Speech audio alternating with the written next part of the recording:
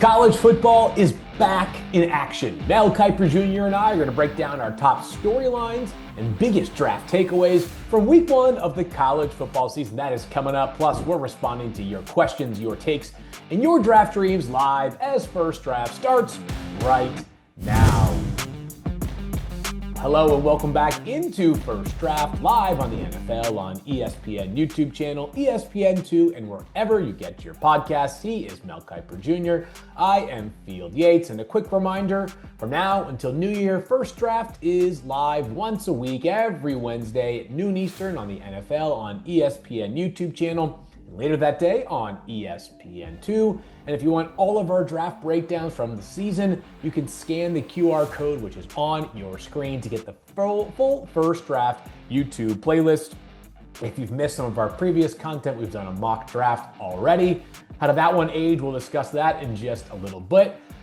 But Mel, today we are diving into week one of the college football season. Before we get to the takeaways, Mel, how nice was it to have back-to-back nights we could watch primetime college football after a full Saturday slate as well? I'll tell you, Phil, amazing. And a lot of these games lived up to the hype.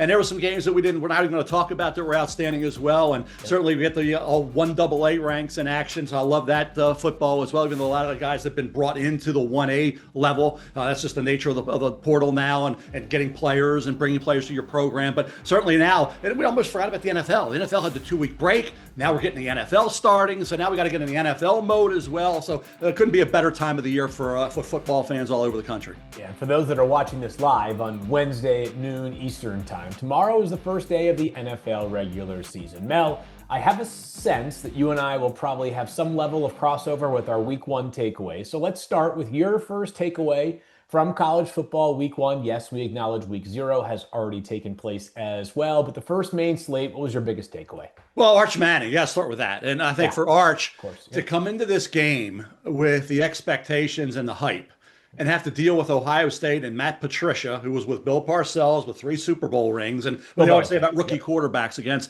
Belichick and Patricia.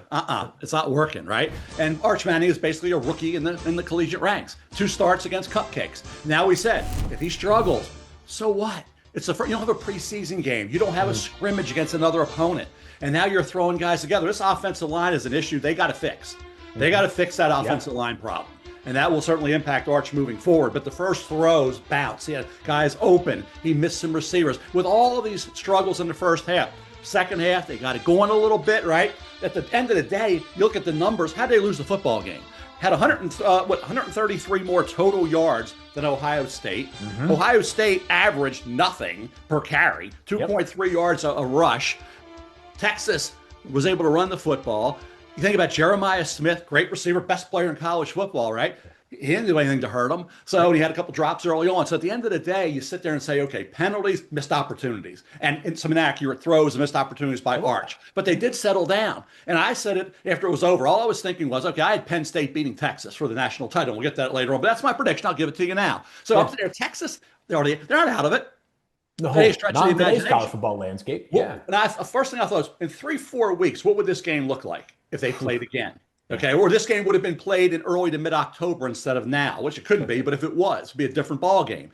So for Arch, we said if he struggles, he's probably going to be back anyway. I talked about last week Mitchell Trubisky, right? And Trey Lance and Mark Sanchez, and the list goes on and on and on of the guys that had just, a minimal number of starts. They should have had more. They didn't. Arch has to go back.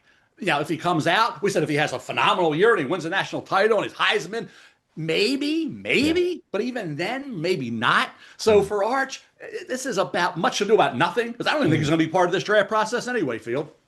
Yeah, we'll see whether he is. I'm reserving judgment on that until much later on in the season. And Mel, I sort of felt like I took it on the chin this weekend myself, because of course I have the responsibility now of doing our preseason mock draft on ESPN.com, which I thought we explained this, and I think I should have explained it better, right? But I consider the mock draft personally, Mel, a little bit less of which players fit which team's specific needs, and a little bit more of these are the 32 players who most have my attention going into the season, and I'm going to be evaluating those players not through where they are right now, but what those players can become if they hit their ceiling as a prospect, right? And Arch Manning certainly did not play like his ceiling level as a prospect this past weekend, right? 17 for 30, hit the interception. Jermaine Matthews made a great play on that interception, by the way, but he was off target on some critical throws. He had an opportunity to convert a 3rd and 5 on the final drive to keep the game going to Ryan Wingo, and he put it basically behind his head. Too many missed layups from Arch Manning this past weekend, though. So if you want to get mad at me, and Browns fans were mad and they were saying you've lost your mind crowning this kid, anointing him, I don't think I was trying to anoint Arch Manning anything, but for those that took it that way, like, hey, I was flat wrong. He did not play nearly well enough this past Saturday to say that on September 3rd, we should be calling Arch Manning the stone cold lock favorite to be going number 1 overall in the 2026 NFL draft. If you go back and watch it, Mel, I think it comes down to this. You have to go back and decide, of the stuff that you saw, what is coachable to be fixed and what is not coachable to be fixed. Listen, I know Arch Manning was not accurate on Saturday. Way too many missed layups. Arch Manning is a better, more accurate thrower than that, right? We haven't seen a ton of it at the college level, but I just know based off some of the throws that he did make, including a couple of, beautiful touchdown pass, absolutely pristine touchdown pass. And the first completion of what ended up being the final offensive drive of the game for Texas. They eventually turned the ball over on downs, throws an absolute laser down the left sideline, kind of right in between the cover 2 safety and the cover 2 corner. Like there's some high level throws from Arch. I thought that most of the stuff, that plagued Arch on Saturday, Mel, is fixable things, right? But there are also some really good things. We did see some of the mobility. I thought some of the pocket awareness was good. I thought that Arch showed good command as much as he could prior to the snap, understanding he was facing a high-level scheme. So was I in over my skis in terms of saying he is the likely number 1 overall pick? Perhaps, Mel, but as much as the sky felt like it was falling on Saturday for Arch Manning, I think there were enough redemptive qualities, Mel, that I still have a really strong belief this guy can end up becoming a very, very highly drafted quarterback, whether it's 2026 or 2027. Yeah, and I think mechanically sound. He's gonna where everybody wants to be Mahomes field. Everybody wants to be Patrick, right? Yep. Just be who you are. And all this sidearm stuff and arm angles and trying to do things, just be fundamentally sound. I heard Drew Brees the other day talk about that, how important that is. But guys try to emulate one guy who's a superstar, one of the greatest of all time, and nobody can do it the Patrick Mahomes way except Patrick Mahomes. So just do it your way and become mechanically, fundamentally tied, the upper half to the top half. Be everything fundamentally sound throwing the football. Just work on that. Get some help from the O-line. Bottom line is, no. I think Arch Manning, as we move along, and I'm thinking about another year back at Texas anyway, Field. So we were thinking we had to put him in there. So let's go to the mock draft. We had to because it's Arch and he could come out. He's draft eligible, but he's probably not. Okay. So with that in mind, let's move on from that and realize after the first week, there's so many overreactions. I'm a Notre Dame fan, right? We lost to Miami, lost to Northern Illinois last year at home. Was the season over? No. But a 12-team playoff, teams can respond and get back into it. Players certainly can make up for a game where you haven't had a preseason, you haven't had a scrimmage against another opponent. Give these kids a break, and they can recover. And I think, like I say, this is overreaction week, front and center, and Arch is the lead number 1 guy on that list. Hey Mel, by the way, let's look at the last 2 seasons and a good example of how perhaps a negative reaction and a positive reaction after just one game can look foolish by the end of the year. 2 seasons ago, LSU played Florida State in the season opening game. Jaden Daniels was okay, maybe even better than okay, Mel, but he threw a pick 6. They lose that game. No one is talking about Jaden Daniels as perhaps a number 2 overall pick in the draft at that point. Last year, Texas goes to Michigan, the Big House, defending national champions. Basically the same situation as it was this past weekend in Columbus, going on the road against the defending national champion from the Big Ten. And we were talking about whether Quinn Ewers could be a top 10 pick in the draft. Mel, we were only off by 232 selections. He went 242 overall, did Quinn Ewers. So I get it. It's very, very exciting to jump on, whatever is like the flavor of the day take.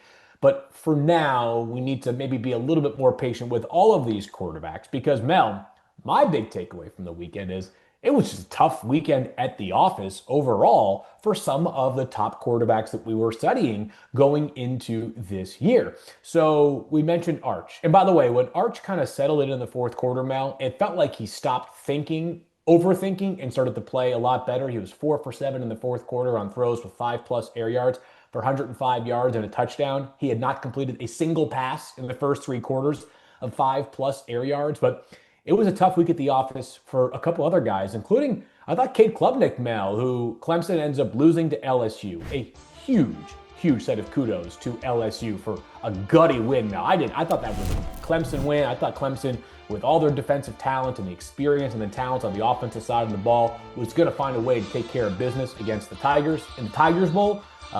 Man, big win for LSU. But Cade Klubnik kind of disappointed me, Mel. We saw some of the good stuff, right? The athletic ability is certainly there. So I thought there was some good action early in the game from Cade Klubnik. But for a guy who has all the experience that Arch does not have, his accuracy, or lack thereof, was more surprising to me than Arch Manning's. Perhaps he should be thanking Arch for having a tough day, because if he hadn't and Texas had won that game, we might be talking more about the Clemson stumble out of the gate. Cade Klubnik kind of having an average day on Saturday. Yeah, Antonio Williams was so key. When that hamstring, when he went off the field early in that football game, yet they had the lead. But when he went off that field, you could sense that this offense, because depth-wise, the enormous talent that other teams have, okay, because they go heavy into the portal, in addition to the recruiting. What Dabo does is he recruits, he doesn't go into the portal. Will Helt came from Purdue, had a sack, and that was pretty much it. But the bottom line is you don't see portal guys. So when you have a guy like Antonio Williams go down, who's your number one receiver, that affects Cade Klubnik, certainly against Blitz and Blake Baker. And they got after it. And Mansour Delane, Virginia Tech, then to LSU, the corner, out of Archbishop Spalding, here on the MIAA conference with my Calvert Hall Cardinals. Yep. Archbishop Spalding's Mansour Delane. And by the way, Malik Washington, Archbishop Spalding, great game against Florida Atlantic for Maryland as a true freshman quarterback. Watch out for Malik Washington. We'll be talking about him years down the road. But for Delane, cornerback, heck of a game for him. Blitz and Blake Baker got after it. But Antonio Williams' injury was a key to that football game, because Cade Klubnik relies on him heavily. He opens up things for the other receivers. And him not being there, I think, really impacted that game in a negative way for that Clemson offense. Yeah, so just again, I felt like it was, Garrett Nussmeier had some really impressive throws for LSU in that same game. Maybe his best throw of the game, by the way, Mel, was a play that was initially ruled a 28-yard completion and out of bounds at the 1-yard line. They went to video review because it looked like it may have actually been a touchdown. And then the officials concluded it was neither a touchdown nor out of bounds at the 1-yard line. It was instead an incomplete pass, as the wide receiver did not control the ball through the ground. I thought Nussmeier, Mel, what I liked the most was kind of what we liked a lot coming into this season. Probably the best anticipatory thrower in the class, has excellent vision, plays really well from the head up. No surprise, the son of an offensive coordinator is Garrett Nussmeier. And he moved around pretty good too. Like, he's not an elite athlete, but he has enough functional athleticism to get out of the jaws of that Clemson pressure and make some plays. So he, amongst the quarterbacks that had huge tests, you could make the case, and I would put that as 4 guys: Cade Klubnik, Garrett Nussmeier, Arch Manning, and also LaNorris Sellers against Virginia Tech. You can make the case that Nussmeier had the most consistent day start to finish. LaNorris Sellers had the best start. I mean, the 15-yard touchdown run, the physical tools are just off the charts for LaNorris Sellers. Just over 200 passing yards. Did take a sack in the end zone for a safety, but the good definitely outweighed the bad for LaNorris Sellers. Nussmeier just kind of steady and even all through, for much of that evening, I should say, against Clemson. Yeah, think about this field real quick. Yeah. At the draft, Nussmeier's going to be 24. LaNorris Sellers is still going to be 20 years of age. Correct. Okay? Yep. There's a big difference there. Behind Jayden Daniels, last year, now this year for Garrett. I love his energy. Garrett Nussmeier cares. And yet the teammates sense that. They'll have your back when you're so invested and you bring that fire, that energy, that passion that Garrett Nussmeier does. Obviously, the son of a coach. Okay, Doug, I scouted him, lefty out of Idaho, now the OC with the New Orleans Saints. So when you're around football your whole life and you bring that type of energy and you have that type of mind for the game, that's why Garrett Nussmeier is such a tremendously respected team leader. All right, I'm going to talk more about Nuss with my second takeaway, Mal. But what was your second takeaway? We can pivot away from quarterbacks here. I'll go right to my notes, Field, and I'm gonna go right to Alabama. This is what I do on Saturday. This is my notebook here, right? No, you're a maniac. Right. Look at that thing. Yeah, this is it. I'll go right to, and I had talked about this, and I gave you a little grief about it. Boy, I just thought I got to get the big shut up award, because Caden Proctor, I thought Caden Proctor would have a nice year. I thought Caden Proctor would be moving up. Moving down. Alabama, I don't know what happened after that first drive. I don't know what they thought. Sometimes you get a couple runs in the first inning, you think the game's over.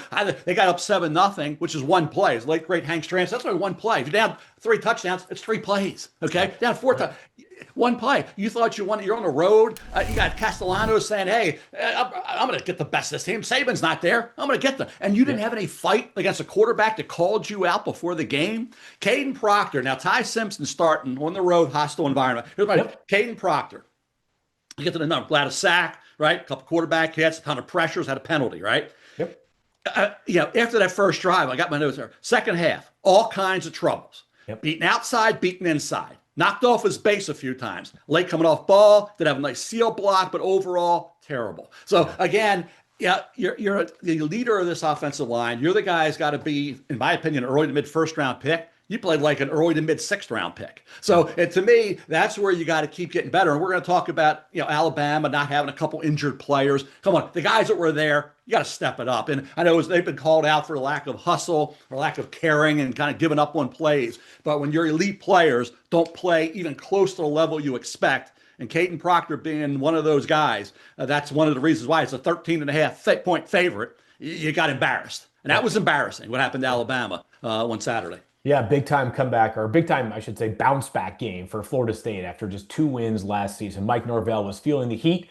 They get a huge W. Yeah, and we all have our hits and misses, right? Arch Manning going number 1 overall might look like a big whiff if he struggles again going forward, Mel, even though I have confidence he'll get back on track. But in my mock, I had Caden Proctor going to Cincinnati, I think 24th overall, and the conversation we had was just how, scouts had kind of a divisive view of Caden Proctor going into the season, right? The good is obvious. He's 6'8", you got probably, 34-inch arm, 35-inch arms, 340 pounds, just, unmistakable size and power. The bad side is that the foot quickness can leave a lot to be desired, and he's going to have some real trouble matching up with those edge rushers who have that. I thought about this Saturday when I was watching Caden, right? How many left tackles are his size in the NFL? Well, Mel, what's funny? Here's the irony. Jordan Mailata? Is that it? Well, no, I'll give you one, because this was the team that I had him going to, Cincinnati, Orlando Brown Jr. Yeah. And I think there's a chance, Mel, and it's so early. So I'm saying there's a chance, but I guess there's kind of a chance for a million different things to happen. But there's a chance that we have some similar conversations about Caden Proctor as we did Orlando Brown Jr. And where did Orlando Brown drop to after the workout? Third round. Third round, yeah. So it just guys who have rare size and length, but you have to find an offensive line coach that's comfortable with a guy who is just not this dominant athlete. And again, we'll see a lot of football season ahead, but inauspicious start for Caden Proctor. My second takeaway, Mel, and I think it's an important one, and I'm going to hit on a couple of the other quarterbacks that we talked about a lot coming into the season. Man, is it fun to have football back in our life, Mel? But man, is it a reminder that it's a journey. It is such a long process, and it's so easy today to have it all figured out and say, all right, if the draft takes place tomorrow, it's Garrett Nussmeier won because he was the most impressive. Or probably Drew Aller was the most impressive. 22 of 26 and a 46-11 win over Nevada. Who was the opponent? Yeah, Nevada, right? So it's like, Brock Purdy's younger brother is the opposing quarterback on the other side. Yeah, you're a 42.5 point favorite. Come on. Yeah, I mean, so. Pitch and catch, right? Yes, you should have a very stellar day at the office. Now, whatever that is, 87 or 88% completion percentage is legit, but still, I didn't put nearly the amount of stock in Drew Aller's performance. Drew Aller's going to be great against the big-time opponents. Yeah, when he faces Ohio State, all that matters, right? That's what matters, right? But it's such a process here, Mel. And again, I mentioned the Quinn Ewers conversation after week 1 last year. And how about Quinn Ewers after he went to Tuscaloosa and threw all his touchdown passes and beat Alabama and Nick Saban? Okay, totally. People talk about Alabama. How about when the Ewers went down there on a Saturday night to Bryant-Denny Stadium and lit them up? Put 30-plus points on the board with 3 touchdown passes. How were we talking about Quinn Ewers then? Okay? So, right. Again, that's why I say things change so dramatically. It's like the stock market. It's up and down. That's why we always did the big board for stock up, stock down. Yeah. So that's why I say, Field, guys go up, guys go. We don't have a crystal ball. We're not psychics, okay? Yeah. We don't know what's going to happen. That's why they play the games. Boomer always said that, and it's true, right? Everybody thought they had all the answers to week 1. They had no answers. So, again, we don't know. That's why we do this. It's a process of up, down, and around. And some of these guys will go back if they're smart, okay? We talk about Jaden Daniels would have been a 4th-round pick had he come out before his senior year. he wisely went back, right? Where would Burrow have gone? 5th round before he went back and became the #1 pick. Now he's Joe Burrow the great Joe Burrow, right? At one point we said 5th round. Jaden 4th round. So they even went to Shador 5th round. I thought he was a 1st rounder. We all did, right? So you never know. You never know. I'd say that's why they draft the players come late April, because there's always going to be surprises, and let the season play out, and no big time look aheads. But in our business field, we're forced to give big time look aheads. Correct. And Mel, so that was where I was going to land on, is I'm not trying to take either one of us off the hook or absolve us of responsibility for our picks or our actions or our predictions. But one of the things that I want to try to be intent on doing throughout the course of this season is reminding myself and reminding the audience that, like, we are in data collection mode right now, right? We don't have all the pieces of the puzzle yet put together or even at our disposal, Mel. The notebook. Why we have these books there. I don't know what you do on Saturday. That's what I like to know, Field, real quick. Yeah. I do this. What do you do on Saturdays? Do you do the computer deal? Do you do the old handwritten notes like I'm doing here? What do you do on Saturday when you're watching these games? You would hate me, Mel, because I have a gigantic Google Sheet, which is basically an Excel document that you can access from anywhere that you have internet, because you can log into your Google Sheets account. So you would hate it, but it's all broken down, and the great ESPN stats and information team has built something where at the end of the draft process, call it the Sunday before the draft, they can press a couple of buttons and then it repurposes this Google Sheet into this clean, neat, and tidy, fun little one-sheeter for each prospect that I can watch. But, Mel, what I'm trying to be a little more diligent about is, what I got guilty of last year was just like whenever I revisited a player, truncating my notes into retyping out what I had seen. This year, I might just go stream of consciousness. Hey, Arch Manning week 1 notes, right? Felt like he was playing rushed, showed some nerves, some jitters, accuracy issues, good 4th quarter passing production, and just see how it all looks. It might be gibberish by the end of it, but at least it will allow me to recapture my train of thought throughout the course of the season. But I think my goal is to try to not just remind myself about data collection time that we're in, Mel, but also try to imagine how the NFL is going to evaluate these players. The peaks, the pits, everything in between. Again, it's easy right now. Field, I talk to NFL people as you do. I can just tell you, the opinions early on change for the midseason. Everybody's all over the place, okay?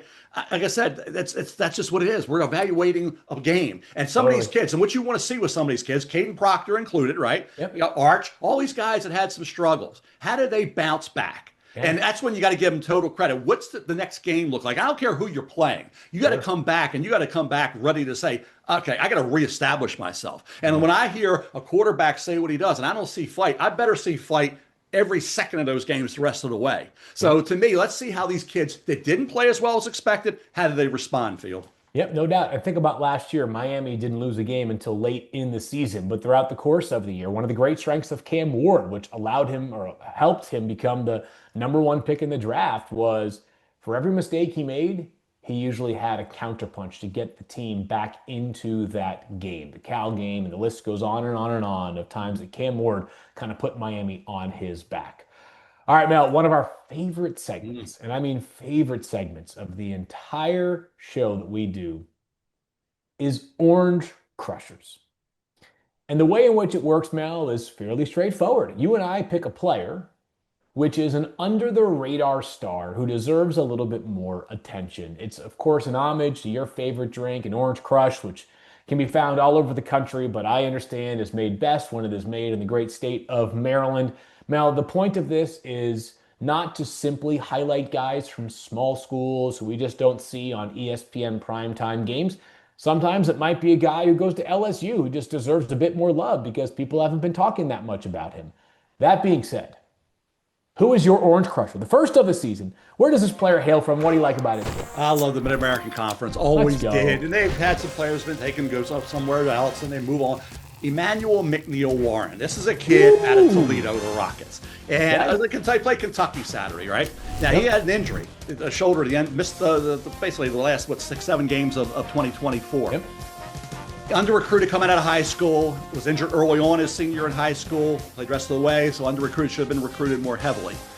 I look at this kid. He's viewed as the first one in. We talk about quarterbacks. First one in the building, last one out. That's Emmanuel McNeil Warren. Physically, talk about is he an LTPer? Yes, he is. He looks the part. What's he? 6. I got to hear. Look at 6'2", 205. Now 11 tackles in that game. Right, had a forced fumble, ripped the ball of the receiver, recovered it as well. 8 solos. You look at this kid, and here's what I wrote down when I was watching the game. Okay. Yeah, talk about this kid. All over the field, force against the run, always around the action, great speed to the football, broke down well in space. Quinion Mitchell came out of the same program a couple of years ago, went 22nd pick overall. I'm not saying he's a first-round pick, but he's from Tampa, Florida. He's got length at 6'2", 205, prepares and studies incredibly hard. Coaches rave about that part of his game. It showed up because guess what? In this game, now watch it, Kentucky didn't do anything through the air. Zach Calzada, quarterback, was 10 for 23. For 85 yards, right? You look at Toledo, okay? They had 329 total yards. Kentucky, 305. Toledo, 11 penalties. Did them in. A lot of missed opportunities as well where they could have got some points and didn't get anything. They lose that game, by 8 points, right? So at the end of the day, by the way, they covered. That game went off at 10. So all you gamblers that had Kentucky minus 10, you lost. You had Toledo plus 10, you won. That game changed a little bit. It was 7.5, 8, went up to 10. So, but Toledo, you talk about this kid, Emmanuel McNeil Warren, safety from Toledo. He's going to test well, Combine Pro Day. He's off to a great start coming back from the injury. And when he was healthy at Toledo throughout his career, he's been outstanding in the field. I'd say right now, if I had to guess, I'd say second round. But I really like what we saw this past week. I hope he builds on it. Toledo Rockets going to win a lot of football games because they had one here that kind of, I would say they gave it away because Kentucky earned it. They ran the ball and did some nice things there. But at the end of the day, this is one of Toledo had a chance to win and did not play anywhere near their best football game. Mel, God bless you for guessing what round a player might go in. I really, right now, Mel, I look at it as sort of like guys who are likely to be in the first round conversation and those that are on the outside looking in. That's kind of as far as I have gotten. There's just so much work to be done in the 2026 NFL draft process. You said Emmanuel is from where originally? Tampa, Florida. Tampa, Florida. And he goes to college, where did you say? Toledo.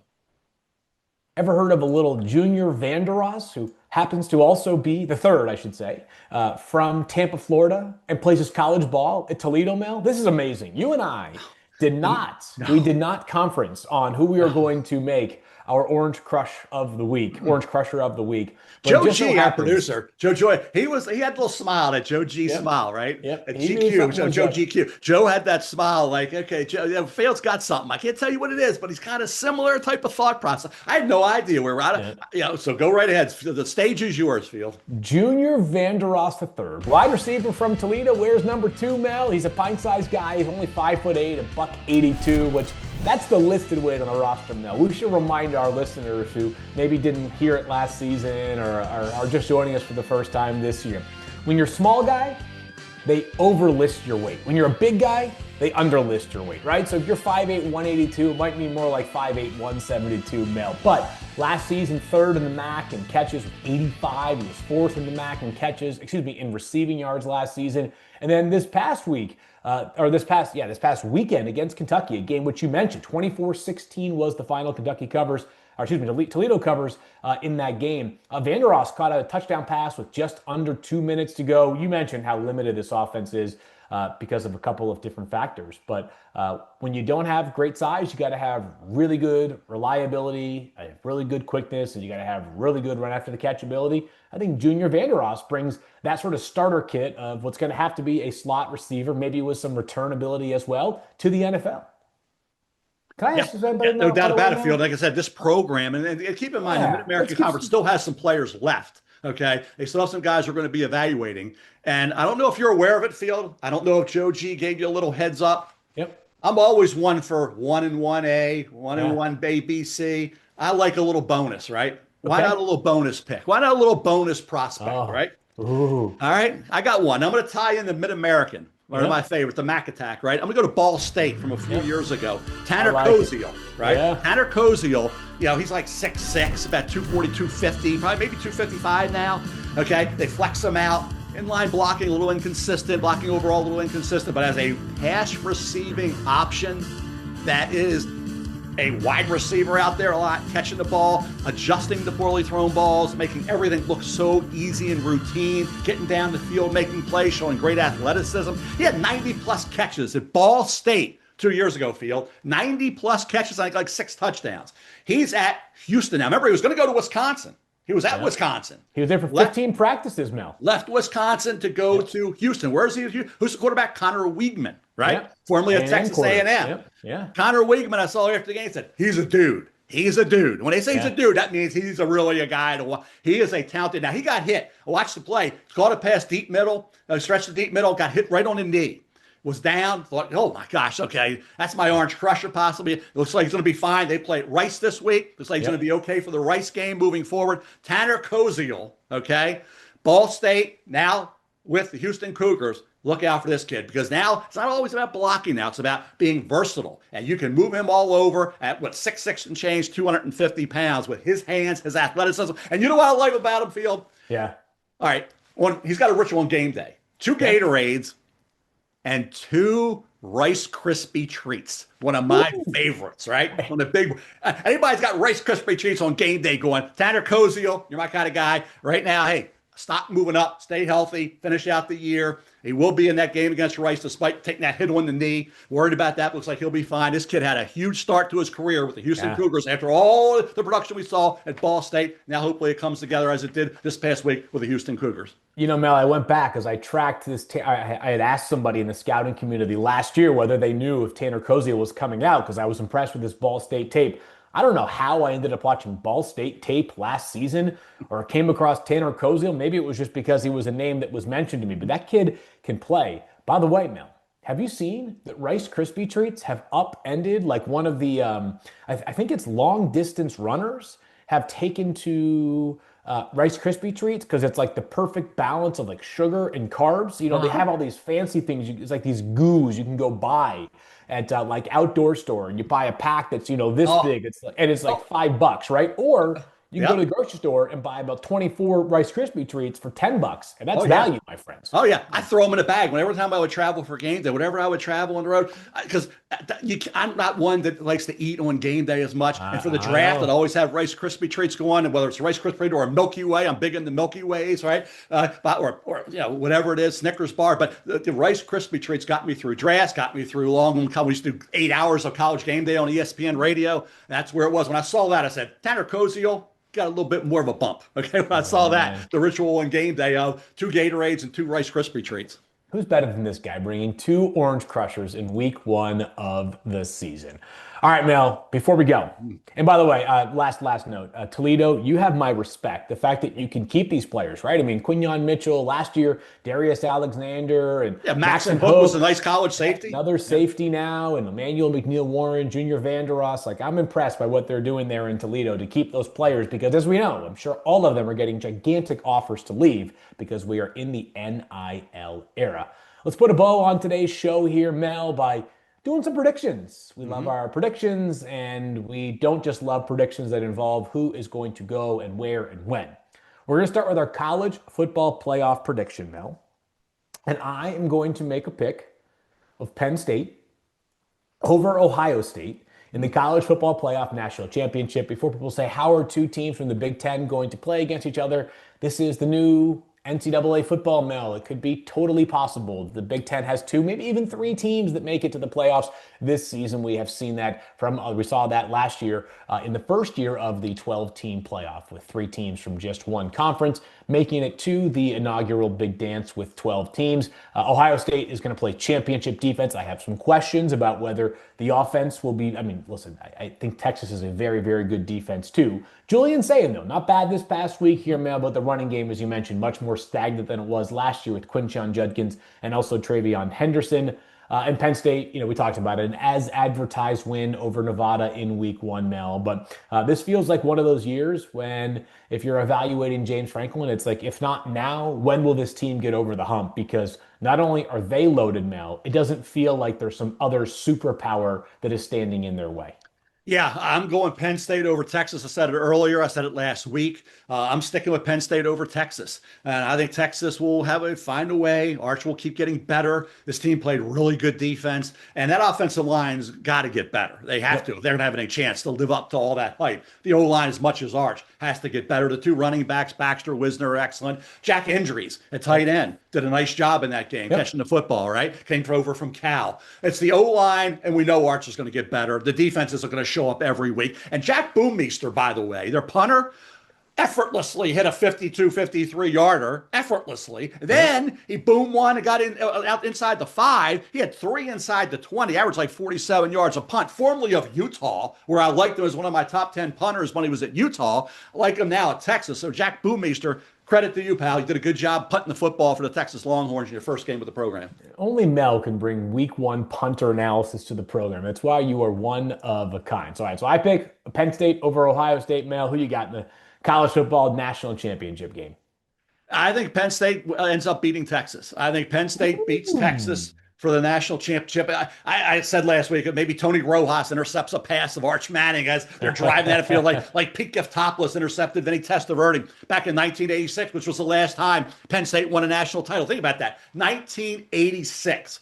Yeah, okay. Now, I was 20. I wasn't even alive. I was 26. I was 26 in 86, right? I'd been at ESPN a couple years, and here we are, looking forward to maybe another national title. It sets up. I had Michigan, I had Ohio State. I'm going for 3 in a row on my prediction. At least I got that right. Didn't get much right in terms of Shador, right, with the 5th round and all that. And picking games isn't my cup of tea, but I'm going with the theme of guys returning with a purpose. And Michigan, Ohio State, especially last year, 11 guys went back with a purpose. You thought the Oregon game loss, maybe, what happens? Then the Michigan loss. Yep. Then they win a national title to go on that roll. Texas against Penn State. I think Penn State, same thing with 6 players went back. Okay, you think about Durant, tonight Dennis Sutton. You think about Harris, the corner. You think about the 2 running backs, Allen and Singleton, and certainly Drew Auer, the quarterback, all went back, but they could have come out. So same theme as Ohio State, Michigan. I'll go Penn State over Texas to win a national title. Okay, I like it. And by the way, you didn't mention that earlier on in the show, but I wanted to build the suspense one more time for maybe some of those that skipped to the end, Mel, which brings us now to our Super Bowl predictions. We are going to unveil ours, and I'll go first. And I'm not trying to pander to the crowd here, Mel. It's your time. It's the Ravens' time. I've got the Baltimore Ravens defeating the Philadelphia Eagles, the battle of the birds in the Super Bowl here, Mel.